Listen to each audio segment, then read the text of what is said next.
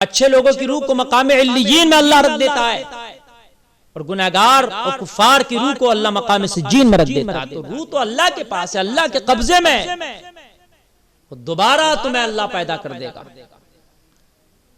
हमें दफन किया जाता है। दफन करने के बाद एक वजह तो यह हदीस शरीफ में है कि मरने के बाद भी रूह का ताल्लुक जिस्म से ना मुकम्मल रहता है ना मुकम्मल खत्म होता है। यानी जिस्म का ताल्लुक रूह से ना पहले की तरह ऐसा रहता है जैसे जिंदगी में था और ना बिल्कुल खत्म हो जाता है। रूह का ताल्लुक मरने के बाद भी जिस्म से रहता है। जैसे मिसाल के तौर पर हदीस शरीफ में है कि अगर कोई तकलीफ होती है, मैयत को ले जाने में तेजी करते हैं, झटके लगते हैं, तो उसकी भी तकलीफ महसूस होती है। अगर मक्खी भी बैठ जाए तो उसका भी वजन महसूस होता है। अगर मैयत को कोई अजियत दी जाए तो उसकी तकलीफ महसूस करता है। रूह का ताल्लुक ना मुकम्मल पहले जैसा होता है ना मुकम्मल खत्म होता है। तो अगर एक मक्खी बैठ जाए, अगर जोर से हिलाया जाए तब उसे तकलीफ होती है, तो फिर उसको जलाया जाएगा तो कितनी तकलीफ होगी। इसलिए हमारे मजहब इस्लाम में उसको जलाया नहीं जाता। हमारे यहाँ हमारे मुर्दों को दफन किया जाता है। अब खैरियत से उसको दफन करके जमीन के हवाले कर दिया। हम मिट्टी से पैदा हैं, मिट्टी को मिट्टी के हवाले कर दिया। कुरान में ना मिनहा खलकनाकुम, हमने इसी से पैदा किया, व मिनहा नुखरिजुकुम, और हम उसी में तुम्हें लौटा देंगे। तो अल्लाह का वादा है लौटाने का। हम अल्लाह की अमानतें, तो जब इंतकाल होता है तो अल्लाह की उस अमानत को उसी जमीन में हम लौटाते हैं कि अल्लाह तूने लौटाने का वादा किया, तेरी अमानत को जमीन के हवाले कर रहे हैं जिस जमीन से इसे पैदा किया था। और अल्लाह फिर फरमाता वमिनहा नुखरिजुकुम तारतन उखरा, और फिर दूसरी मर्तबा जब हम तुम्हें जिंदा करेंगे तो इसी मिट्टी से हम तुम्हें उठाएंगे। सब कुरान में अल्लाह इसी मिट्टी से हमें उठा लेगा, इसी मिट्टी से अल्लाह हमें जिंदा फरमा देगा। तो इसलिए हमको दफन किया जाता है, अल्लाह का वादा भी पूरा किया जाता है, वो अल्लाह की अमानत को भी सुपुर्द किया जाता है। फिर वो खाक है, खाक से मिल जाते हैं और इसी खाक से अल्लाह उठा लेगा। कईयों के जिस्म तो ऐसे भी होते हैं कि सलामत भी रहते हैं।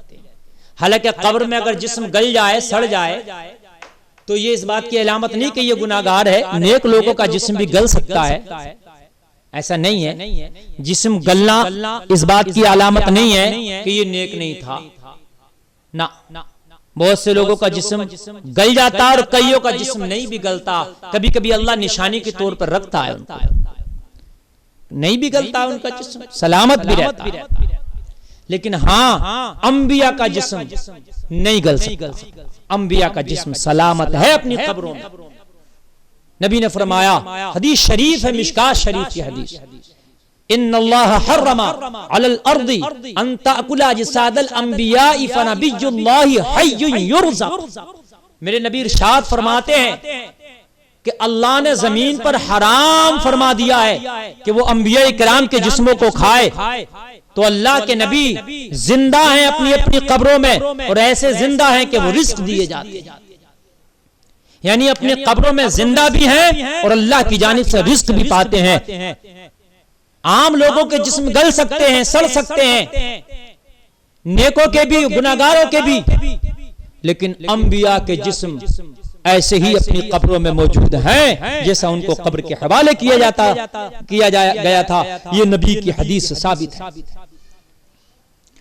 तो ये आइडिया हमें कहां से आया दफन करने का, मैं आपको बताऊं। दुनिया में सबसे पहले दफन कौन हुआ? दुनिया में सबसे पहली कब्र किसकी बनी? दुनिया में सबसे पहले किसको सुपुर्द खाक किया गया?